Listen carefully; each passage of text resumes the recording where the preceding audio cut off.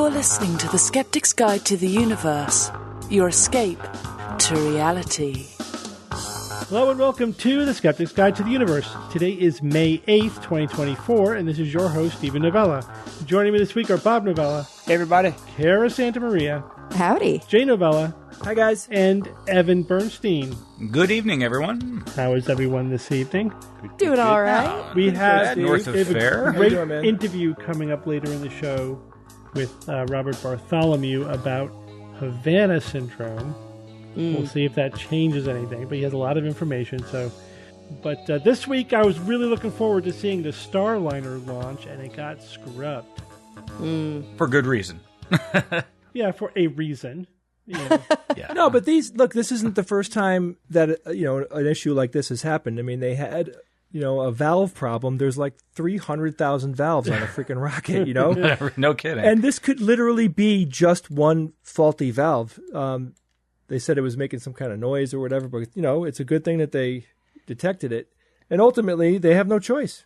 Yeah, I read it was they could hear it as opposed to an instrument lighting up or suggesting a failure of some kind. It was audio. It was audible. You could hear the issue. Yeah, they delayed it until May 17th, which is only May 6th was the original date, so it's not that far in the future. The thing is, they had to roll it back in to the assembly building, which takes a long time. Yeah, really. Yeah, the Starliner Atlas V had to go all the way. It's so slow; those machines move so. The crawlers are just, they're like so. But let's talk about the mission, because this is a cool mission, and I think it's something that really needs to take place.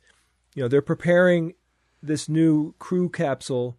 It's called Crew Flight Test, or CFT, and the goal of it is to certify that it can handle having astronauts, going into outer space, and ultimately take them back and forth from the International Space Station.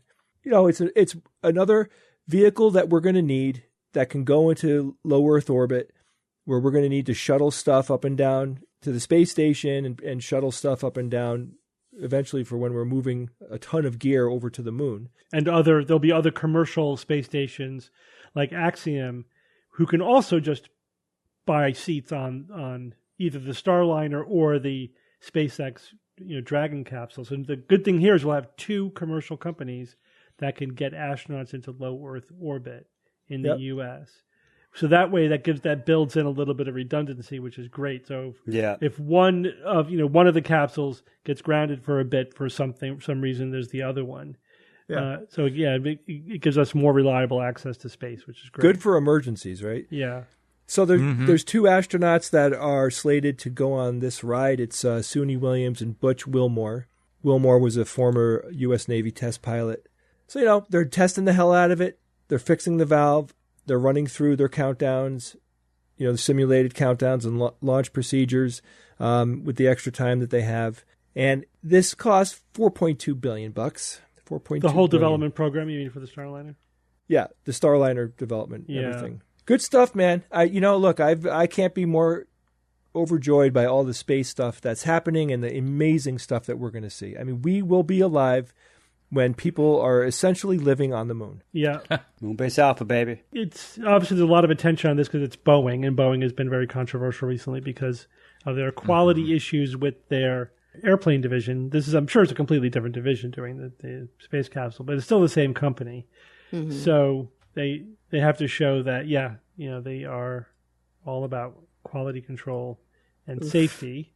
But it's also good to remember that these craft are experimental aircraft, right? That's why there's a test pilot going up. As routine sort of as this this is still risky experimental craft, Mm-hmm. Every time someone goes up, it is a roll of the dice. Oh, yeah. Absolutely. Every time, regardless. Yeah. Scary. But it's sweet when it all works out. And then, it is like keeping 100 plates spinning at the same time. You know what I mean? Like getting one of these things so that they can take off. Like everything has got to be good. Every system has got to check out. They can only keep the fuel in for so long. Like there's, so many things that all have to come together. It's actually amazing when they pull it off. Well, you guys, I have to tell you, I had an interesting weekend. Can I tell you about it a little bit? Sure. Yeah, sure. Mm-hmm. So I was in Calgary in Alberta, Canada, for only the second annual Western Canadian Reason Conference. They call it We Can Reason. So I was the keynote speaker there talking about existential philosophy and psychology. But there's a great lineup of folks. Richard Saunders, obviously friend of the show. A few other really interesting people. Hemant Mehta, the friendly atheist. There was a great talk by a woman named Kat McLeod who told this fascinating story about taking this like herbal supplement when she was a teenager because she had asthma and it had cow gallstones in it. And so for about 10 months of her life, she was taking something obscene, like 150 times the quantity of basically like prednisone. It would have been like 150 times a normal dose of prednisone for 10 months. She developed Cushing's disease. Oh, yeah. She ended up destroying her adrenals. She can't drive now because she doesn't make enough adrenaline for it to be safe for her to drive. Like, it was horrible story. Lifelong condition. Lifelong. But she became an activist and she teaches medical students now about the importance of understanding somebody's supplement intake, not just their medical intake. So it was a fascinating talk. So lots of really interesting stuff. And then I was very lucky that they took us the next day to the Royal Tyrrell Museum, which is Alberta's paleontology museum. I think it's the only museum in Canada that's just dedicated to paleo. What do they have there? Oh my gosh. So Alberta has a ton of sort of local. Like Albertosaurus? Yeah, like Albertosaurus, exactly. But this was a Calgaraptor. wealth of specimens. So we got a collections tour from Dr. Craig Scott, and we saw so many beautiful things in the collections. Awesome. And yeah, it was really, really fun. Love the behind-the-scenes tours. It's the best. That's the place to go. Yeah, it's kind of like flying first class, you know? Like, you kind of don't want to go back to coach after you've done that. They got the flashy stuff up front, but it's, it's all the replicas and everything. But then you go to the drawers in the back, you got the real stuff. You got the real stuff. And you see it in various stages, like, the stuff just coming in from the field, the stuff actively being worked on, the stuff being researched is very, very cool. Yeah. All right, well, let's move on with the show. Jay, you're actually going to start us off with another sort of NASA-related space travel item. Tell us about electric propulsion. Yeah, so NASA recently introduced a groundbreaking electric propulsion system. They always have to make it sound it's such a huge deal. This is an iteration on technology that we already have, but it's a good iteration. NASA recently introduced their latest and greatest electric propulsion system. This is a non-crewed engine, right? So people will not be flying on ships that are using this. It's called the NASA H71M Hall Effect Thruster, and it was developed at NASA's Glenn Research Center. So the new thruster is essentially an ion engine. You might have heard of an ion engine or an ion thruster. This is a type of propulsion system that is not uncommonly used in spacecraft, but unlike traditional chemical rockets, which, these are chemical rockets are the big rockets that you'll see launch at Cape Canaveral or wherever. And, they're leaving all of that exhaust after them. That's the residue from the chemical burn. Then that's what those types of rockets use to produce thrust. However, an ion engine uses electric and magnetic fields to accelerate ionized particles, which are charged particles, and this generates thrust. Chemical rockets are super powerful, but short-lasting, like Bob, and ion thrusters. Ion thrusters are weak, but can run for very long periods of time. So, Bob, when would you use an ion thruster? They're used now for like station keeping for satellites, but they could also be used for lightweight probes in space, and they can if they're powerful enough, they can be used to actually go from orbit to orbit. They can break orbit from one planet, say Mars, and then go to another planet or another moon. So they're very useful in that way. Something that chemical rockets really can't do. But they typically don't have a tremendous amount of power.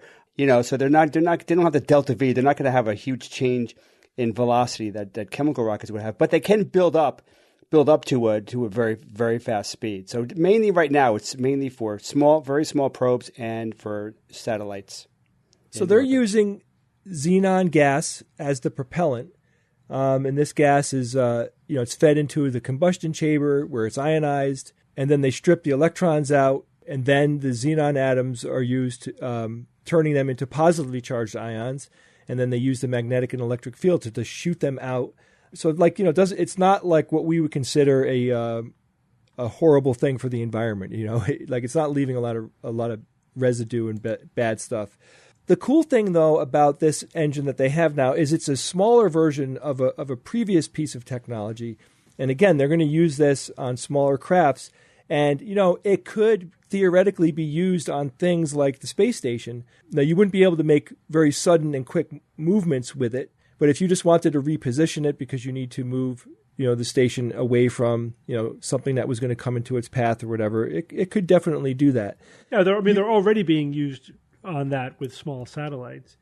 Now, you could also use this for very, very far away trips away from Earth, right? If you wanted to go into deep space, this would be the type of engine that you would want to use. It would. It's the type of engine that it's accumulating speed, right, over time, kind of like the solar sail, right, Bob, but slower or faster. It's faster than a slower sail. It is faster than a slower sail. Yeah. Sure it is. Guarantee that. Yeah. It's interesting that solar sails are also being tested for the same thing. Basically, you use chemical rockets to get into low Earth orbit, and then the solar sail could be used to bring the satellite to a higher orbit. Although first you have to get far enough above the atmosphere that the thrust you get from the solar sail is greater than the drag from the sail on the atmosphere. Mm-hmm. So this technology doesn't have that problem. And also with because this is so small and efficient in terms of like the amount of weight that gets converted into thrust eventually, you could use this engine to, first of all, for example, you could launch a satellite or a probe into low Earth orbit, then use this engine to get it to leave orbit, go to Mars, and get into orbit around Mars, which is not something we can currently do. So this would be the first engine that will really give us that capability. Mm-hmm. The other thing that we will be able to do that we can't do now is if you've got like a deep space mission, you're sending a probe, a big heavy probe. Sometimes they will have secondary probes that could launch off of the primary one and do its own little side science. You know what I mean? But with this new device, they could actually send it far from the primary mission location. It could diverge away from the primary probe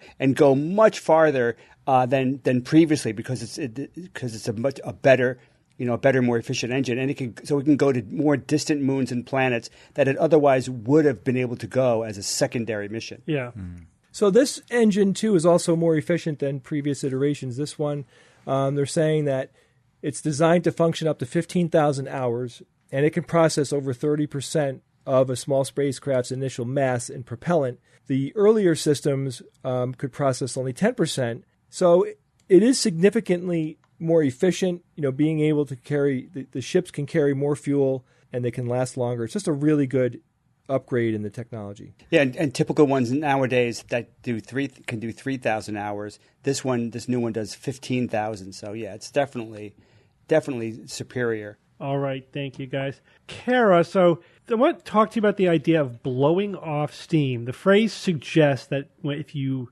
act out, that's going to be somehow helpful if you're angry. Yeah, so there have long been different theories of emotions. What are they? How do we get them? And how do we cope with them and deal with them? Anger, historically, and to the present day, it is a problematic emotion for a lot of people because anger is correlated with aggression and it can be correlated with violence. There are a lot of different therapeutic approaches to trying to mitigate anger.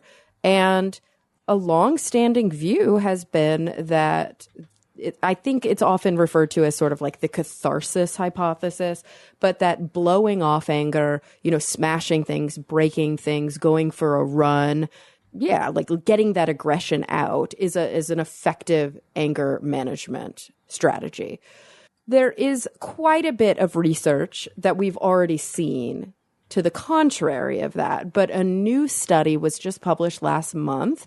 And it was a meta-analysis of 154 different studies that specifically looked at one very important component of anger. And they tried to answer the question, does blowing off steam work? What is the best approach when we're talking about physiological arousal as a function of anger. And so one thing I think that's important to remember is that we're dealing with a lot of constructs here, but generally speaking, when we talk about emotions or feelings, we can kind of think of a graph, with a y and an x-axis, or we can think of quadrants. Maybe we can look at it that way. That there are two sort of components that are often used to describe emotions. You've got the arousal level, so high arousal or low arousal emotions, and then you've got the valence, so negative or positively valenced emotions. So for an emotion like sadness, where would you put that? What do you guys think? Low on the first one. Arousal. Higher, arousal. Higher on the second. And let's call it negative, right? Like positive versus negative. Yeah. So negative emotion, which is also a low arousal. Yeah, exactly. And then you might have something like mania or like really like excitement. That might be high arousal, but positive emotion. Anger is really interesting because among most of the negative emotions, they tend to be lower arousal, but anger is very high arousal. And there are a lot of, again, different explanations for why that happens, cognitive explanations, physiological explanations. But going back to the literature like over 100 years ago, we know that when people are angry, their heart races, their pupils dilate, they sweat more, they're ready to fight. That's like not an uncommon experience of anger. Okay. So what do you all think is the best way to combat anger? Do you think it is going to be letting that anger out, venting it, breaking stuff, screaming and yelling? Or do you think it's going to be trying to calm yourself down? Breathing. Well, when you say best, what do you think works the best, most effective? For the individual or the people around you? For the individual. Not be the same thing. Yeah, the actual thing that reduces anger. Breathing. Breathing? I think it's deep breaths, yeah. Deep breathing. So, yeah, I suppose that would be it. Counting to 10, right? Pausing everything you're doing and just concentrating on counting, that kind of thing. Do you think that is equal to, more effective or less effective than, let's say, going on a run? I think going on a run would be great. Okay. I'd say I'm leaning towards less effective than going on a run. Okay. I don't know. Right. So it's interesting that even amongst this group of skeptics, right, this kind of commonly held view that sort of like go on a run, get that energy out of you can be really, really effective. Well, it turns out it's not. Wow. It's not. So when we look at all of these studies, we see some pretty large effect sizes and we see some pretty obvious takeaways. Generally speaking, interventions that reduce physiological arousal reduce anger and aggression. Generally speaking, interventions that increase physiological arousal either have no effect or in some specific cases make it worse. Oh, interesting. There are a couple of caveats to that, and they seem to revolve around team sports. So for some reason, and I think we need more research, for some reason, engaging in either guided sports where there's like a coach or being involved in team sports actually may reduce anger and aggression. And the researchers think maybe that's because of the interpersonal component, or maybe it's because it feels like play and it doesn't really feel like catharsis or, venting. Yeah, I suppose so. Yeah. It's also there's also structure. There are guide rails there. Exactly. Within that activity. Whereas if you go off by yourself, there's nothing to keep you, coaching you or otherwise. Right. And so maybe when you're acting out. When you're running, you're just ruminating. You're just thinking about all the reasons that you're angry, and it's getting worse and worse. So across the board, when we look at the different approaches that were used, there was really no significant difference in the arousal decreasing activities effectiveness. So deep breathing, muscle relaxation, yoga, meditation, mindfulness-based approaches, basically anything that helped calm people worked. And it reduced both self-report and researcher-observed sort of like symptoms or cues of anger and aggression. Across the board, when looking at some of these more amp-up arousal activities, they tended to kind of have no difference. Jogging in particular, though, actually made it worse. Huh. Yeah. And so they believe that perhaps it's because it's like a frustrating activity. Like you said, you're alone. Maybe we're ruminating. We're exacerbating that anger. Yeah, venting the anger as well. Any sort of study where it talked about releasing anger in some sort of way either had no effect on the anger at all, or it may have even made it slightly worse. And so this held true across race. It held true across age, although there were some differences with college students becoming more angry after arousal increasing activity. It also held true after gender, or across gender, although similarly, I think male participants became more angry after arousal increasing. Also, they did find some interesting stuff with culture. Like individualistic cultures tended to show more anger following arousal increasing activities. They think it could be because the strategies in collectivist cultures tend to be to suppress your anger instead of explode your anger or like vent your anger. And also they found that this held true whether we're talking about a clinical population or not. So, what we like garden variety, plain vanilla research subjects, this held true, but also people who are considered to be criminal offenders and also people with intellectual disabilities. Now, this is an interesting thing because we've known for a long time that cognitive strategies work, right? Like CBT approaches, kind of relabeling the source of the anger, relabeling the emotion that you feel in your body. We know that these are really good approaches for anger reduction and anger management. And they found that the arousal reducing activities that also had a cognitive component were more effective than the arousal reducing activities that don't have a cognitive component. And so this is really interesting because with individuals who have cognitive disabilities, some of these cognitive behavioral approaches may not be as effective. Some are, but they can become kind of difficult to track, right? When you're talking about reframing your mind state and things like that. So this is a really good understanding because even in individuals with intellectual disabilities or cognitive problems, arousal reducing activities still work. They still help them with that anger and that frustration. So that's like, I think, a really, really important takeaway of this study. But across the board, this has real practical implications for our own lives, for the lives of the people that we care about, for individuals who are getting mental health treatment, for folks who are living in residential treatment, for, little kids who are struggling, for, people on the autism spectrum, for individuals with certain disabilities. So, it's interesting, but something as simple as breathing, relaxing, counting, this is free, right? This doesn't require a lot of fancy equipment or an expert to help you with it. This is more effective than paying to go to what are those things called where you go and you get a baseball bat and you like smash a bunch of plates? Oh, yeah. Is it rage rooms or something? Yeah. Angry dogs. Yeah, those things don't work. They just... They either don't help at all or they make you more mad. So. But your brain tricks you into thinking it's working. Well, yeah, I think because you've been told, Well, I mean, but there's some kind of chemical release from something that you're doing. It might feel right? good. So I think that's the difference. It feels good while you're doing it, but you're still angry. Right. Yeah. And right. So it's so it's a trick. Right. And is the goal do this and you'll feel better. Thanks. Feel good. Yes. But isn't it also to reduce the anger and the aggression? And oftentimes, especially when we're talking about court ordered interventions or situations to reduce antisocial sort of behaviors.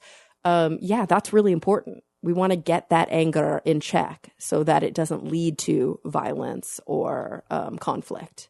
And going and bashing up stuff in a room is not the way to do it. That's usually just going to exacerbate the issue. I think it comes from the fact that we're stuck in this narrative that if you have this negative, angry emotion, that your two options are you let it out or you hold it in, right? You either vent it or repress it. Mm-hmm. But there's a third option, which is you calm it.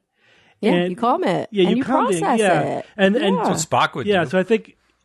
obviously repressing it's not good. That's kind of just like turning it inward. Mm-hmm. But venting it I think that is more of a kindling kind of thing. It just right. makes you more activated and angry and whatever. I know, like yeah, it's your arousal level either stays the same or it's even heightened. And we know that what this is kind of telling us is that one of those components, negative consequences of anger, is heightened arousal. It's like quick startle reflex. It's quick to become combative, and so maintaining that arousal is not what you want to do in those moments. Yeah. You want to calm it. And so, one of the things that I often say in psychotherapy when people are dealing with really hard stuff is that the only way out is through. Mm-hmm. And sometimes we've got to just get through it. And the best way when we're talking about anger, based on the literature, is to be calm. It's to quiet our minds. It's to relax, to feel our bodies relaxing, and also use some of these cognitive techniques that exist throughout the literature in cognitive behavior therapy, where we call it cognitive restructuring. You're basically changing your thought patterns. Mm-hmm. You're changing, you're thinking about why you're angry. What's the source? Is it because of this injustice? And you're reframing in your mind so that you can have a better handle on the situation. So combining those two things, and some of these things like mindfulness-based approaches or progressive muscle relaxation, they really do turn your thoughts inward. And there is a pretty major cognitive component to that. It's not just about your body. It's your body and your mind. And those seem to be the most effective. All right. Thanks, Kara. Yeah. Have you guys seen this article in the Washington Post about past lives? We got about we got so many emails on what that. the hell? Oh, yeah. Yeah, it's very disappointing. I do think I'm seeing an uptick in these kinds of articles in major newspapers.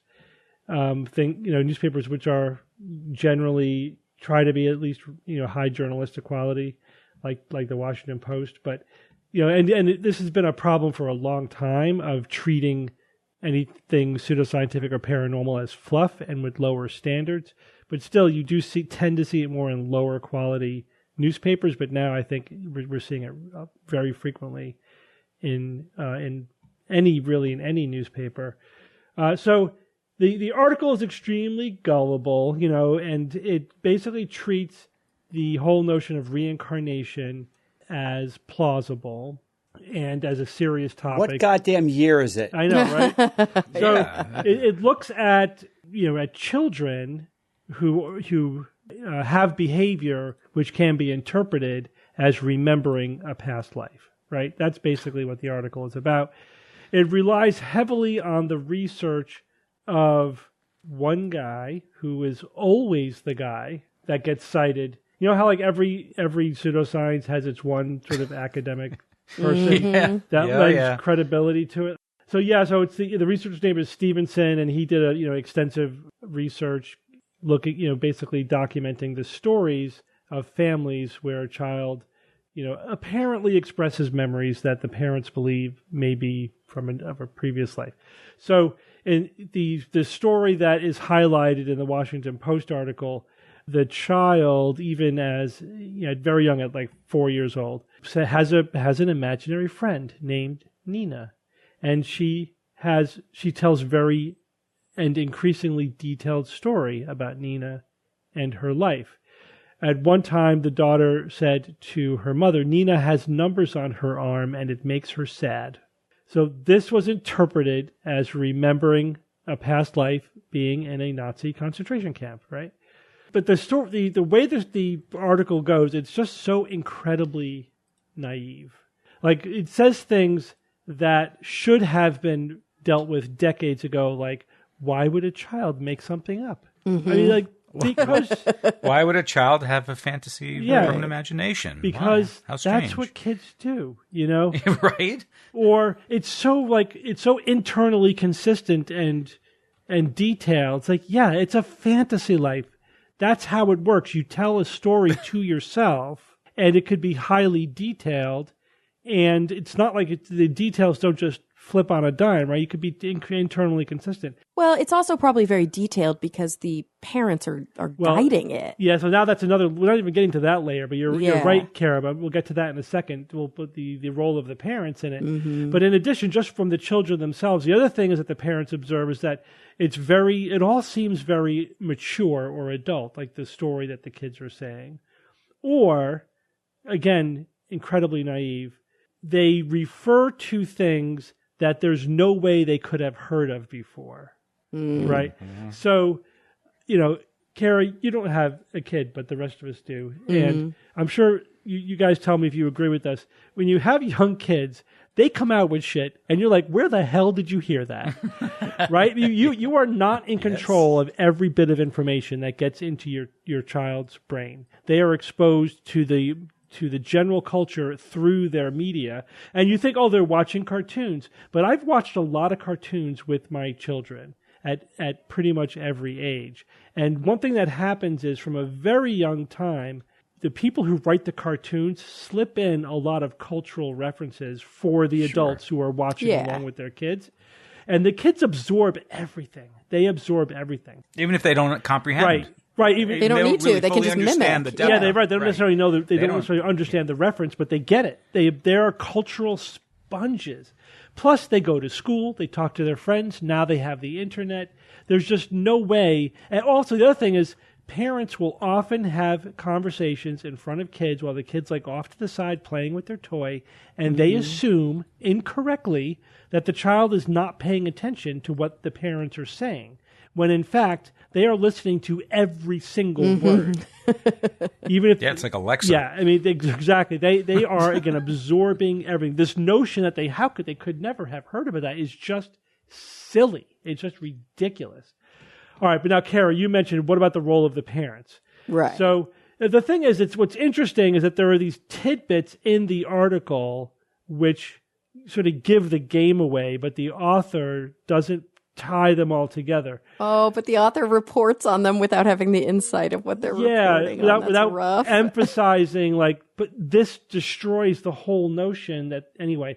So, for example, quoting one expert, they say, if parents ask leading questions or if children learn that certain statements are met with dramatic or enthusiastic responses, it can be difficult to discern whether the child is just trying to please their parents. Mm-hmm. You think? Sure. Here's another one. This is from one of the experts they talked to, Tucker. He said, there's no question that the cases are easier to find in cultures where there's belief in reincarnation. Why would you think that is? Oh, my God. So it's, obviously as skeptics who deal with these issues all the time, and this is our particular set of skills, to us this is like a very easy narrative to tell, a very easy story to tell. You have a culture of belief, and then the parents are maybe even subconsciously at first just anomaly hunting. Kids come out with things, and every parent I talk to, pretty much, right, guys?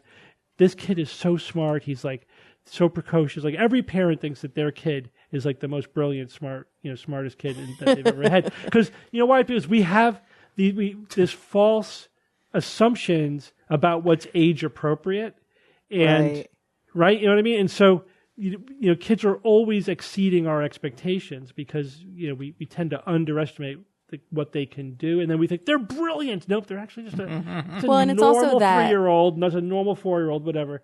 Whatever that I'm sure it's a cognitive bias that I can't name, but when you poll Americans, they 90% of them think that they're in the top 50% across the board. Yeah. And the above average bias, everyone thinks. Yeah, it's like that's not possible. So kids say things that sound precocious. Again, they're just mimicking the adult culture that they're being exposed to at their level. And parent thinks this is odd. Like this kid, it seems, of course, if they are predisposed to believing in reincarnation, that they reach for that as an explanation. And then you get the interaction between the adults and the kids.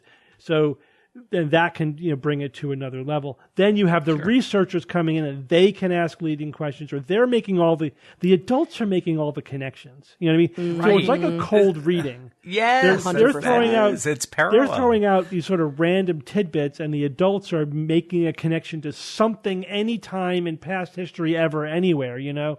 So right? I mean, and then say, well, maybe you were a World War II pilot or whatever. Like any crazy stuff that they could somehow connect to what and the thing is saying.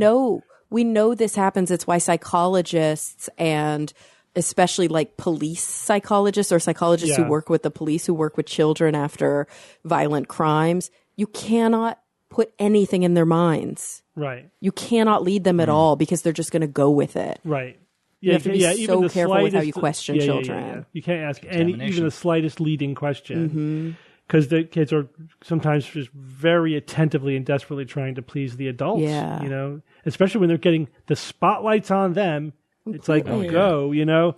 They tell you what they think you want to hear. Exactly. So, yeah, the whole thing was just like she had the answers in front of her. The author of this article had the answers in front of them, but they didn't. That wasn't the story they were telling, right? The story they were telling was about, this is some massive mystery, and there's got to be something going on here. Meanwhile, we're talking about magic, right? This is reincarnation. Right. It's like there's no possible mechanism for this. So it's basically it's why it's a religious belief. You can't. Yeah. There is no scientific explanation for this. So anyhow, this has no place in like a mainstream journalistic outlet like the Washington Post, especially without. Again, I don't know who they talked to for background for this article. They probably did talk to a skeptic somewhere. I could tell you as being the skeptic that some of these journalists talk to for articles. It doesn't affect their narrative. They have the narrative.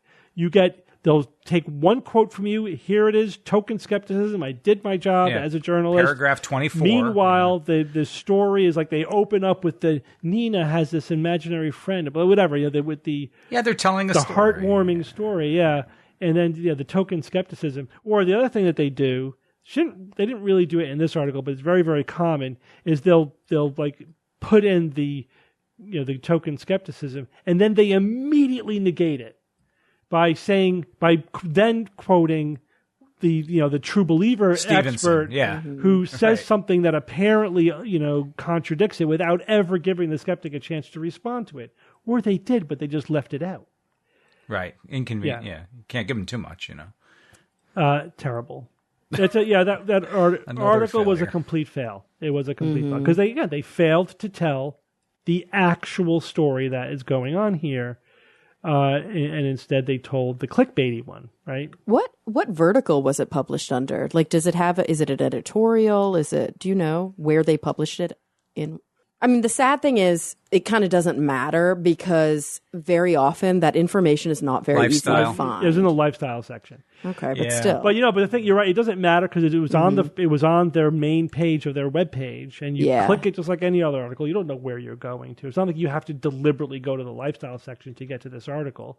It's just and I think part of the reason that so many people saw it and so many people wrote to us about it is, I subscribe to the Washington Post and I subscribe to the New York Times, and they have a marketing department, and we get push notifications on our phones. Yeah. And that was one of the articles that showed up as a thing. And really that should be reserved for breaking news.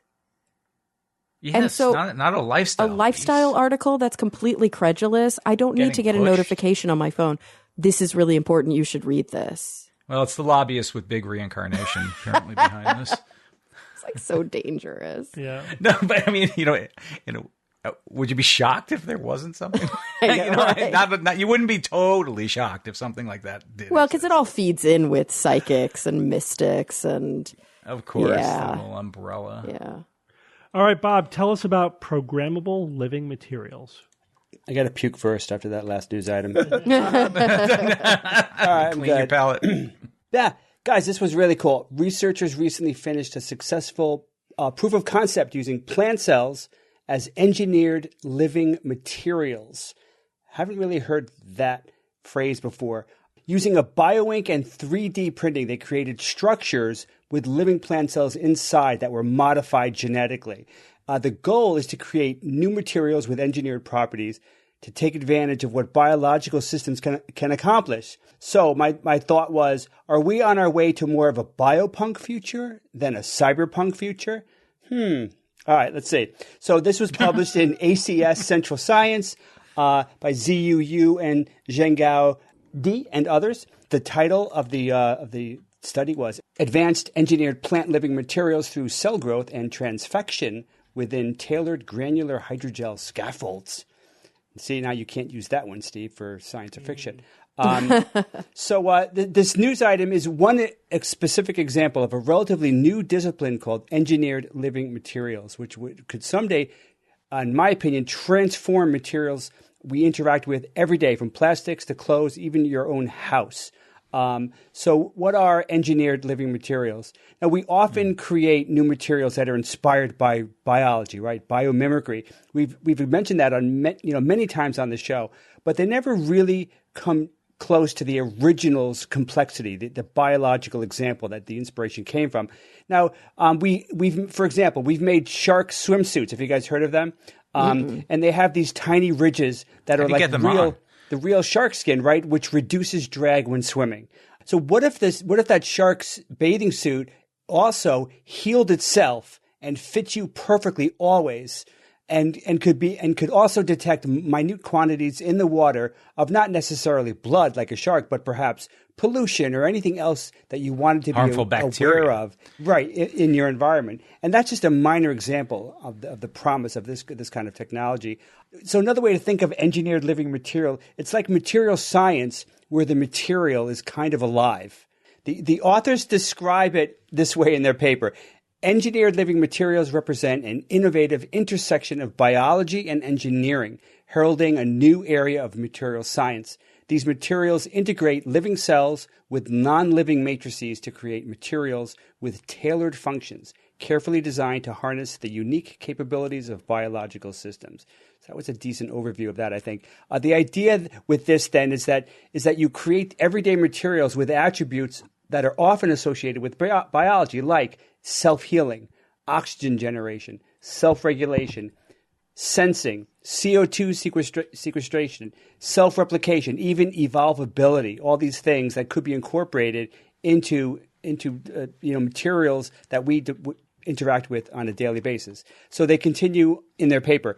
By merging the traits of living organisms with the stability and durability of non-living substances, engineered living materials offer unprecedented potential for a range of applications, from sustainable construction and environmental remediation to advanced medical therapies and progressive biomanufacturing.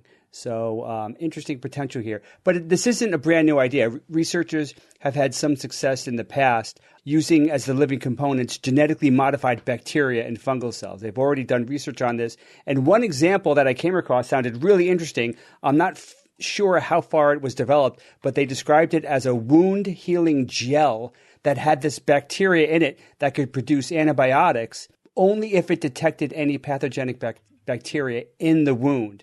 Pretty slick, right? I mean, imagine you have a cut or a scrape, you put the gel on it, and if it becomes infected in the near future, it will automatically create the antibiotic that you need for that bacteria. That's pretty amazing. So that's just one example of what this potential is.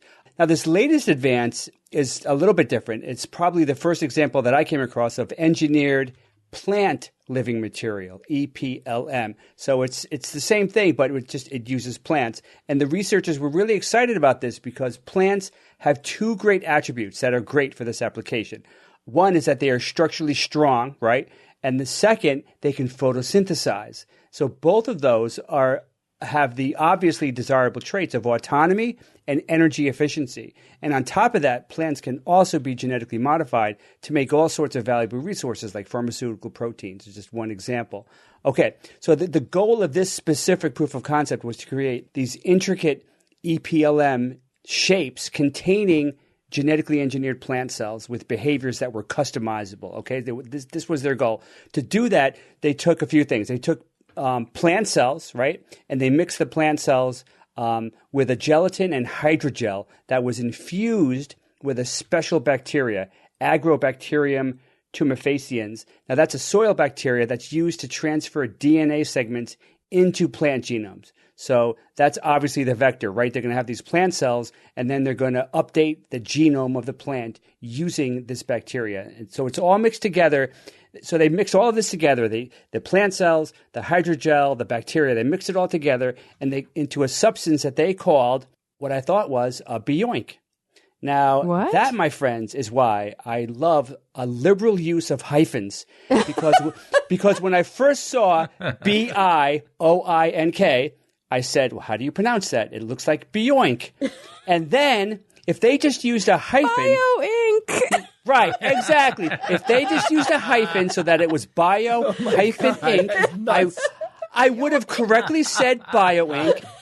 and I wouldn't have had to listen to myself actually say the word Bioink. And it was kind of embarrassing, even though I was all by myself. Well, just don't tell anyone that. I know. Too late. Keep Everybody, that to cut that out, yourself. Steve. Anywho, so where was he? Okay, they mixed plant cells, hydrogel, and that genome-modifying bacteria into a Bioink and used that in a 3D printer to make these complex shapes. Okay? So then they used a blue light to cure the shapes into these hard structures on the outside, but it had living cells on the inside. And then it was a waiting game. They waited 2 days, and the bacteria that was in there, remember that soil bacteria, it had enough time to modify the plant cells, basically going inside and modifying the genome of the plant.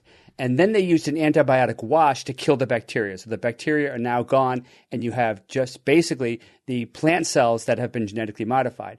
So the following weeks, as the plant cell grew and reproduced within these hard structures, they started producing the protein that was encoded in that new DNA that the bacteria had introduced. And they knew that this happened even just visually before they even really looked at it closely, because they could see the green fluorescent proteins and the red and yellow pigments that the new DNA was meant to produce. They saw it. It's like, there it is, guys, it worked. So I'll conclude partially here in what they said in their paper. In conclusion, they said these advancements signify a major step forward in the development of self-sustaining, responsive, and customizable living materials with wide-ranging applications from sustainable construction to advanced biomanufacturing, opening up new possibilities for future technological and environmental solutions.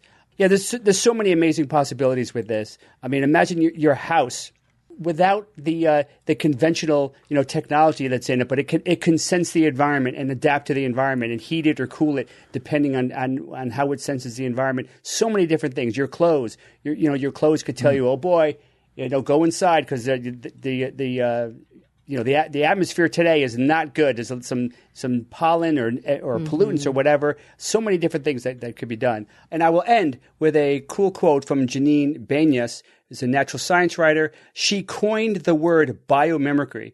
She said, and kind of nicely related to this topic, she said, living things have done everything we want to do without guzzling fossil fuel, polluting the planet, or mortgaging their future.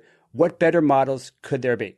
So really like that quote. So yeah, this is fascinating. Look this up online. This is a really cool concept, engineered living materials. I mean, I really think we may be more biopunk than cyberpunk in the future if this pans out. Any steampunk? Yeah, a little bit of steampunk. All right, Evan, are we still fighting Holocaust denial? Still, yeah. Oh, not only God. Still, we need to more than ever. Yeah, there's news about this. So, this past Monday, May 6th, was Holocaust Remembrance Day in Israel. So there has been some news about Holocaust denial, which I'm going to get to in a minute, but I need to provide you with a little background first. I'm sure a lot of you know this already, but we're going to just review it to make sure.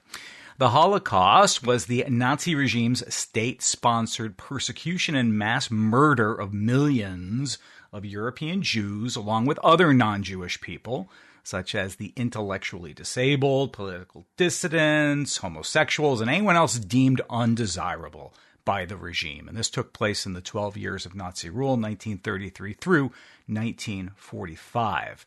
The word Holocaust is Greek, 2 words in the Greek language. Holos, whole, and kaustos, burned. So Holocaust literally means total annihilation.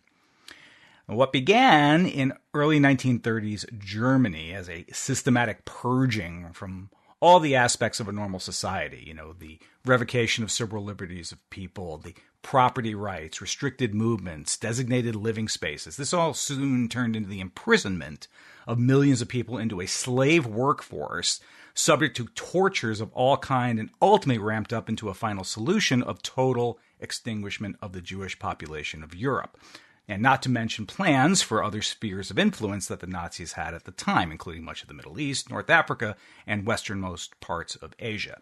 6 million innocent Jews were killed in the reign of the Third Reich, and many more million non-Jews were also killed. These are all innocent victims at their hands. Beyond that, there were an estimated 3.5 million more Jews who were deemed to be survivors of the Holocaust, those who actually survived their imprisonment or managed to escape from imprisonment, or effectively imprisoned themselves by having to go into hiding behind walls of houses or deep into the forests of Europe.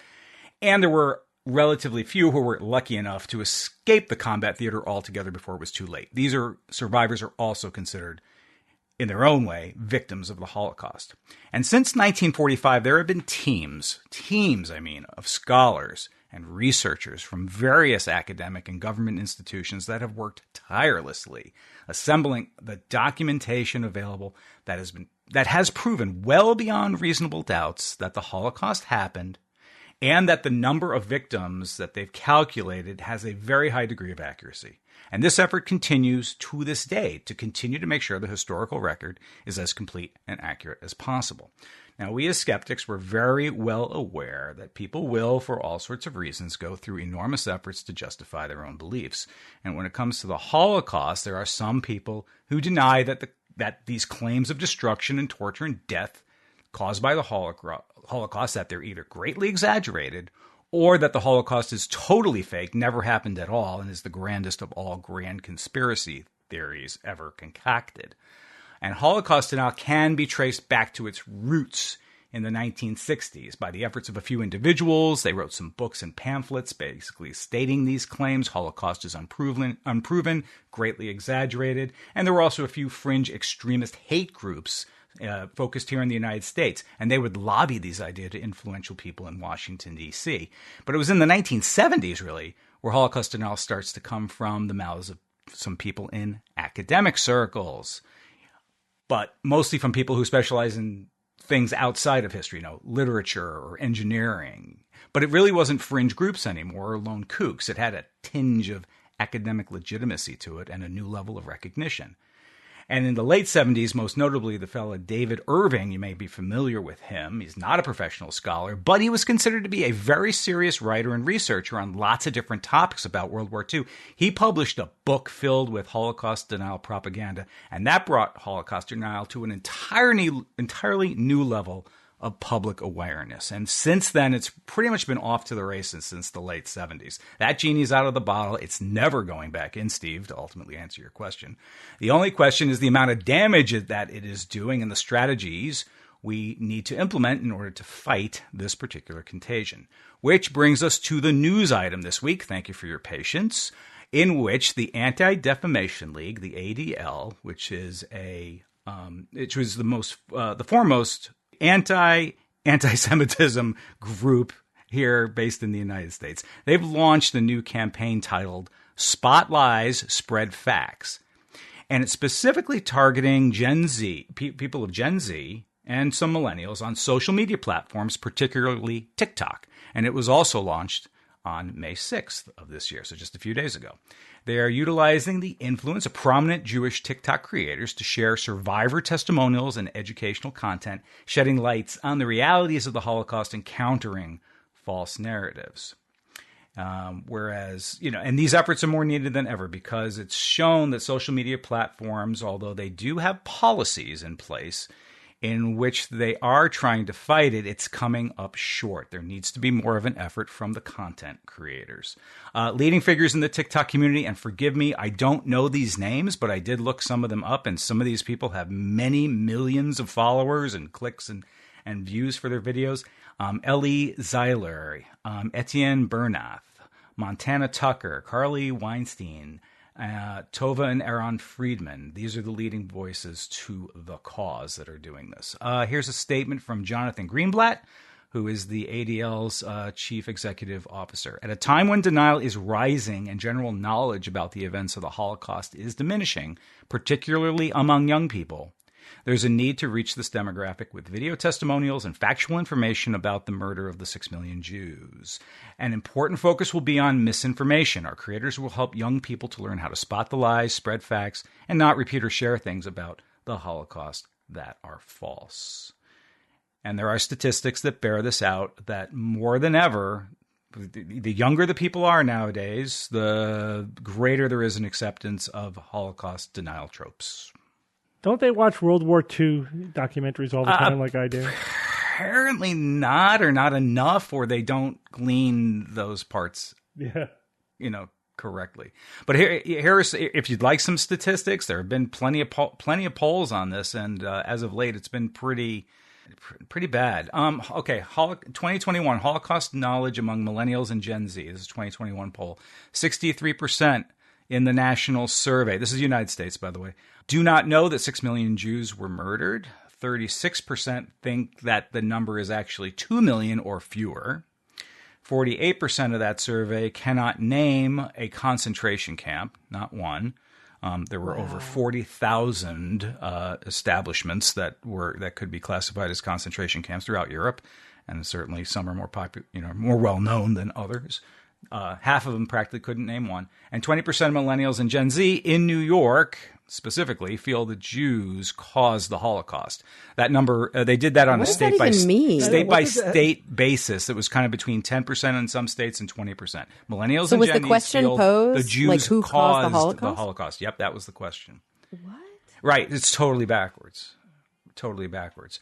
By contrast with that 20%, that's for people up to age 18 to 28, but the people 29 to 44, only 8% of people fall into that category. As you get to age 45 to 64, 2%, and those over 65, 0%.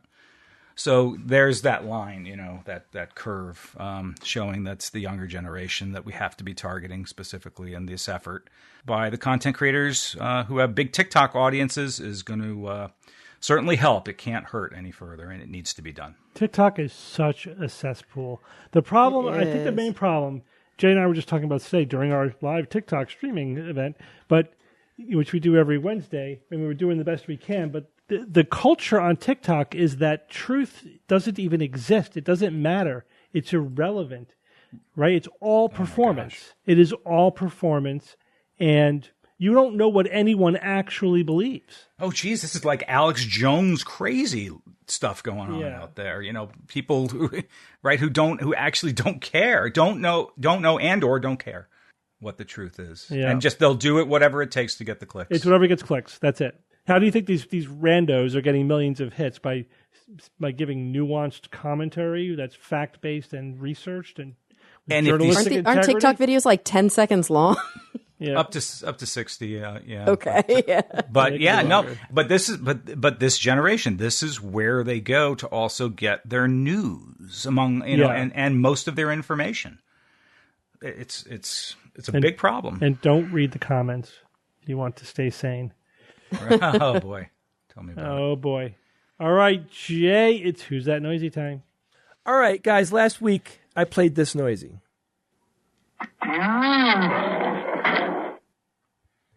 So, first person here said, "Hi, Jay.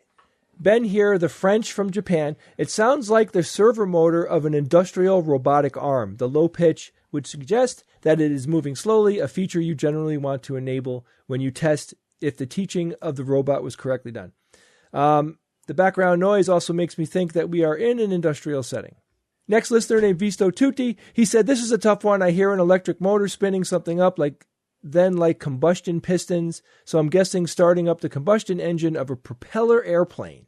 I'm going to keep going, guys. I'm not going to comment on any of these till the end. Killy Hill said, "Hi, Jay. I will guess some sort of an assembly line machine, let's say one cutting paper." And the last guess for this week by Jason Weatherholtz said, "Hello, Jay. It's the cow from the Fisher-Price See and Say toy. I think maybe from a very weak pull on the string." Now, at least that one kind of gets there. But I have to tell everyone that guessed this week, including those who I didn't include because there was lots of others.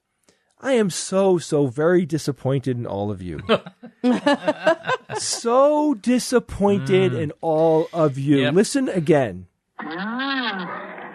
And last week was what? What was last week? What were we celebrating last week? Well, was it May the 4th? Oh, is that a... Was it May the 4th be with you, Star Wars? Guys, listen again.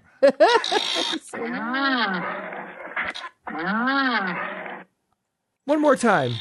I mean, guys. Come on. That is a bantha from Star Wars Episode 4, right? Star Wars, May the 4th be with you.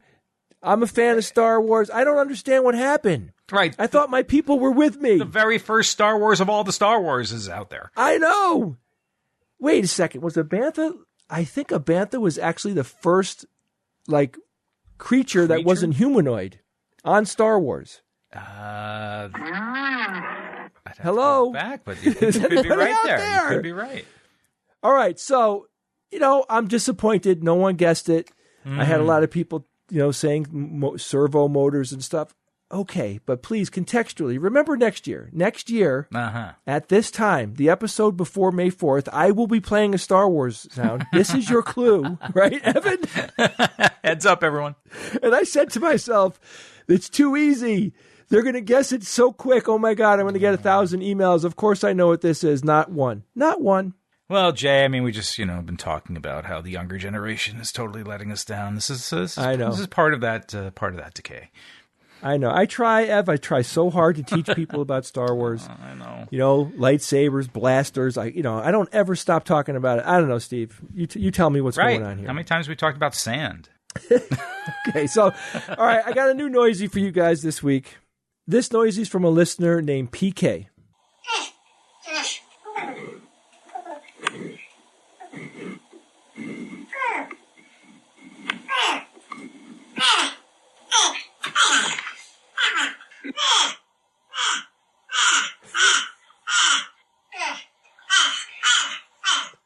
So many jokes come to mind. That's baby karate is what that is. Oh, my God. All right, guys, if you think you know what this week's noisy is or you heard something cool, email me at wtn@theskepticsguide.org. That is the absolute best email you could use to email me. That is the 99% chance of me reading your emails if you send it to that email address. So a couple of announcements. We still have tickets available for the extravaganza, which is happening on August 17th in Chicago. And we have tickets available for the private show, which is happening on August 18th, also in Chicago. I have selected a hotel for the private show. Guys, that will be held at the Hotel Arista. You can go to hotelarista.com, Arista. We will be there. There's lots of other hotels in the area. If you want to find something else that might be less expensive, we will probably be staying at that hotel, though. There is a 2:00 extravaganza on the 17th, and the private show, our 1,000th episode live, 5-hour show, lots of virtual guests. George Robb, it's going to be epic. That's going to be on August 18th. Go to theskepticsguide.org to check for details. All right, thank you, Jay. So one quick email. We got an email about deep fakes and grief. And this is based upon an article in Technology Review, which I'll link to. And apparently in China, it's becoming very popular to have, after somebody dies, for companies to make a deep fake of that person where you can virtually talk to your dead mother. You could have a FaceTime chat with them. What do you guys think about this? I don't like it at all. I think that used appropriately, it could be very therapeutic. Oh. I do. Yeah. I think that, I don't like the idea of it being like a hobbyist approach. I wish that this were something that was, kind of, it's sort of like I think about psychedelic treatment, psychedelic drug treatment. It's like, do it with a therapist, or it's going to go horribly wrong. But this was a Black Mirror episode. Yeah, it was, except there was an actual body. Well, then it kept going. Yeah. Then eventually it became like a robot of the person. But it started with just here's a deep fake, like you're just having a conversation with them. And to be fair, there's a difference between a deep fake that somebody else is faking and a deep fake where it's like the AI has looked at all of their social media posts and read their journals and is actually trying to be them. Mm-hmm. Does that make sense? Yeah. Like, is it programmed to do something, or is it basically just mimicking all of the data that it's been able to pull based on their personality? So, Kara, I think you raised an interesting point. Like, would this be therapeutic? And you think in the right circumstance it could be, but could it also be keep somebody from getting to some kind of acceptance and moving on? Oh, delaying with the coping of it. Yeah, I guess probably a big part of that depends on when it's utilized and what their psychological state was prior to utilization. Yeah. And those are things that, sadly, I just would like to see some sort of expert involved in this kind of work. We need data. Have any of you guys seen the TV show Extraordinary? I have not. It's a pretty funny British show. In the show, like 10 years ago, everyone gets a superpower. Like everybody in the world. When you hit your 18th birthday, you get some superpower. Okay. And Random? Random, and it's all kinds of things happen. And the story follows the main character who does not get it. She's 24 and never got her power. And she's kind of an all-around kind of lovable loser kind of character. Is she a squib? So her best friend's power is that she can actually be a medium. Like dead people can speak through her. Like for reals. Like that's her superpower. Yeah, legit. And so she has been channeling her friend's dead father for years. So like she will have phone conversations with, and it's actually her father. It's not a simulacrum, right? It's not a deep fake. It's her actual, in the show, it's actually the father, but he's dead. And it causes a lot of tension between her and her mother because her mother correctly believes that she liked her father better. But anyway, the conclusion in the show, it was a very well written show, and I thought they explored like that phenomenon, seriously. And the ultimate conclusion they came to was that it was sort of keeping her from moving on with her life in a certain way. Right. Yeah, I mean, it's interesting, Steve, because for individuals that don't want to accept or admit the loss and haven't moved on and haven't engaged in ritual, I could see this being really, really damaging. But I can also tell you that one of the approaches that I use to grief counseling, which is really evidence-based, comes down to, once they're ready, individuals writing a letter to their loss, to their loved one. Yeah. And being able to express a lot of the unexpressed things. And so having an outlet to be able to do that, maybe is this that different than writing a letter or doing an empty chair kind of technique? I don't know. It is different. I mean, it's one way, which is nice, which is good. But the two way, for me, if you want to see if you want to interact with a dead person, or if you want to see them, watch a damn video of them. Watch a video of them if you need to get that fix. Okay. But that's however, Bob, I could definitely see that being looked upon as a quaint, again, a get off my lawn kind of opinion. Yeah. Because, for the boomers, they're just saying, why take one of those fancy machines? Just ride a horse. It's like, just watch a video. But the thing is, but Steve, hang on. That's bullshit. But let me finish. But interacting, but we're rapidly getting to the point where our media is interactive and backed by artificial intelligence. And it may seem perfectly natural to the next generation or two to have an interactive simulacrum of their lost dead ones. Like, well, yeah, what's the problem with that? But they'd be wrong. The problem is, the thing is, it's without some AI and some neural, I don't know, some high tech, some sort of download or whatever. This is not going to be the person. And in the future, beyond, say I have that fake interaction, and then later on, when I'm thinking of my dad, I'm going to be thinking of a fake interaction I had with my dad. That's bullshit. I don't want to have memories in my head of me interacting with my dad. That was fake. Yeah, but who the hell wants that in your head? That's an empowered ridiculous choice. So let me give you an example, and I'm just coming up with this completely off the top of my head. Let's say that you are a victim of early childhood abuse, and you've been struggling your whole life to come to terms with this, and all you ever wanted as a child, all you ever really needed as a child, was for your parent to accept responsibility, to apologize, to say something kind and loving to you. And a lot of therapeutic interventions are us kind of, giving our younger selves the love that they needed. What if you could sit down with your parent and have them say the things you always needed to hear? Would that be a good thing? Would that be a bad thing? Yeah, that could absolutely be beneficial. But is that how they're marketing this? Well, yeah, I mean, I don't know how this is being marketed. I doubt it very much. I see this as a tool, like a hammer can build a house or it can crack somebody's skull. For those niche scenarios, absolutely, it could be extremely beneficial. But for the average schmo who just lost somebody and who I think they're actually marketing this thing for, To me, it just doesn't. I would never want to do that, because to me it would be a fake. And I would think, as I was experiencing it, I'd be like, he'd never say that.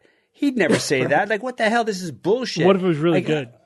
And what if Bob, while you're doing that, you're giving feedback, like how accurate and compelling is this? And you keep downvoting the things that are not realistic, and over time it gets really good at giving you what you feels like an authentic experience. Well, but anyway, like I said, the thing is, Bob, what you're saying is basically the fact that it's not real would bother you, and what I'm saying is that may not be true in a generation.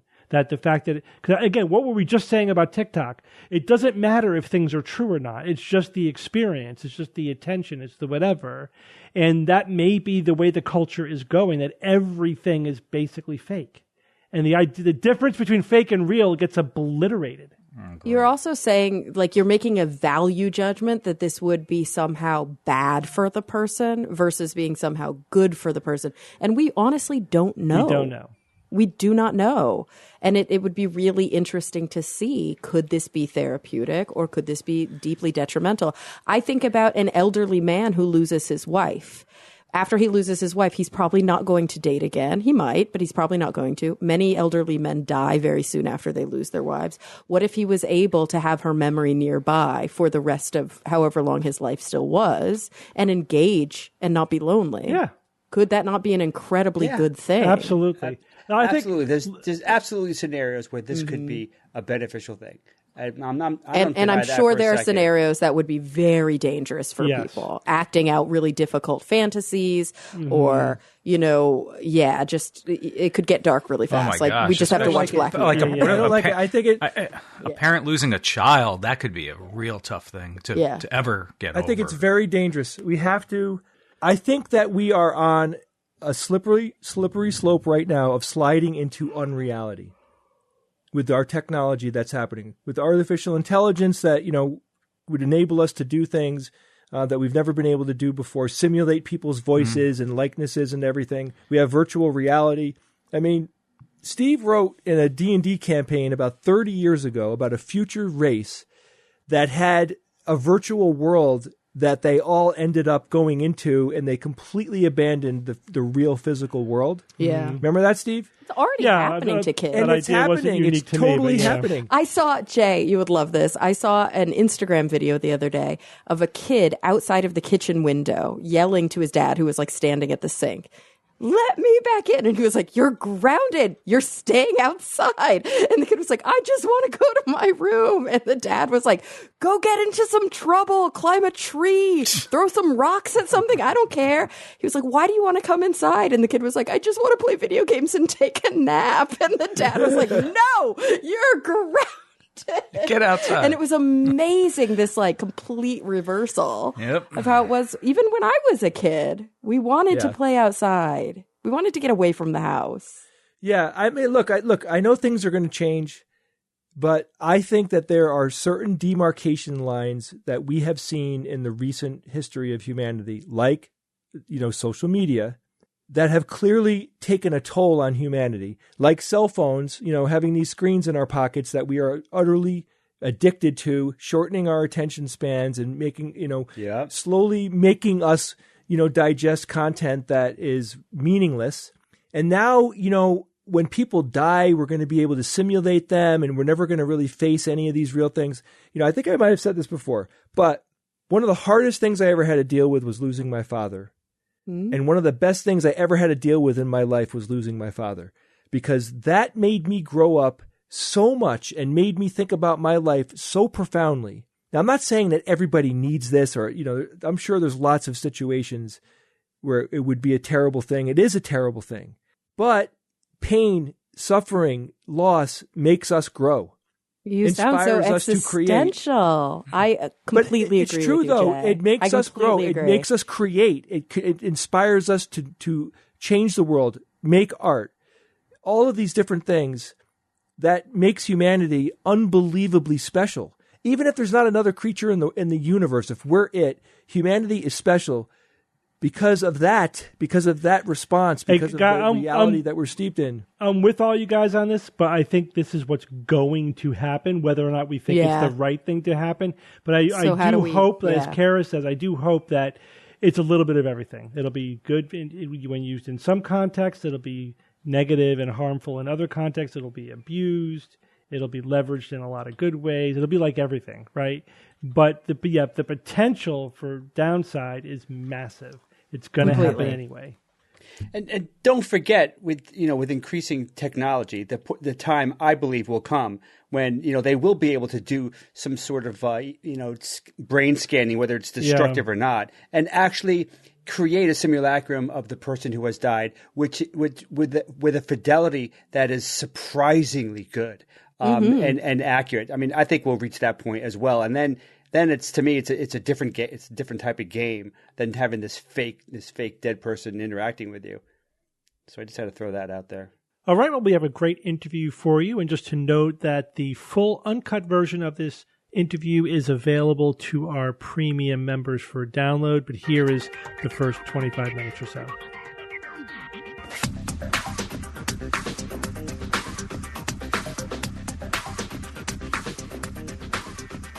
Joining us now is Robert Bartholomew. Robert, welcome to the Skeptics Guide.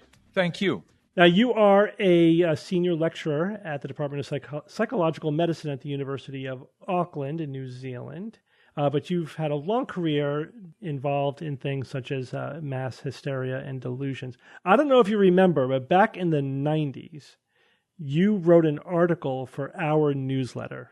We were just a local skeptical group, and it was, I think, an excerpt from your book that was coming out at the time. Yeah, that was on the 2 mass delusions in New England. Yes. I can remember that. One was the great New England airship scare of 1909, I believe it was. Yep. And then there was another mass delusion in there. I'm trying to think of what that one was. Yeah, I remember that as well. Yeah, so I've been long familiar with your work from the very beginning of when we were doing this sort of organized skeptical stuff. And you wanted to come on to talk to us about the Havana syndrome, which we've spoken about recently on the show, and I've also written about on my blog, because this obviously fits very cleanly into the whole mass hysteria thing. So give us a summary of your take on so-called Havana syndrome. First of all, just to be clear, I am an honorary senior lecturer in the Department of Psychological Medicine at the University of Auckland in New Zealand. And I consider myself a sympathetic skeptic. So I publish books addressing topics on the margins of science like UFOs, lake monsters, hauntings, Bigfoot, and Havana syndrome. So what is Havana syndrome? In August of 2017, the U.S. State Department announced that they were investigating reports of American diplomats at their Havana embassy falling sick with mysterious symptoms that were suspected of having been targeted attacks from a sonic weapon, one that used sound waves to make their victims unwell. And there were an array of symptoms, the most severe being white matter tract changes, brain damage, and hearing loss. So in a nutshell, that is Havana syndrome. It's dragged on now for 7 years. I am confident that once your listeners understand what has really happened, and you hear more than just a soundbite or a short article that people have seen, that you will also side with myself in believing that Havana syndrome is a myth. It's up there with the tooth fairy. So I think we agree that a lot of the cases in Havana syndrome do fit well into the psychogenic illness or mass hysteria, explanatory system. So, but my question is, like, for example, if we wanted to use an example of what I think is a similar episode, at least in some ways, is the Pokemon seizure flashing light episode from the 1990s, which I know you've published about as well. In that case, the vast majority, probably 90% or so of the cases were almost definitely just mass hysteria.